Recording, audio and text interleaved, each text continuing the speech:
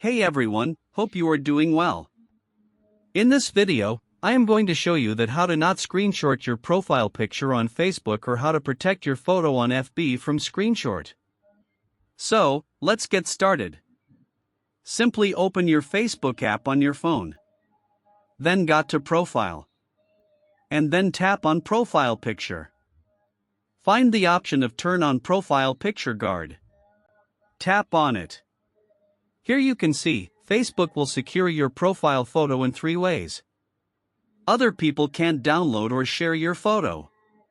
Only you and your friends can tag your profile picture.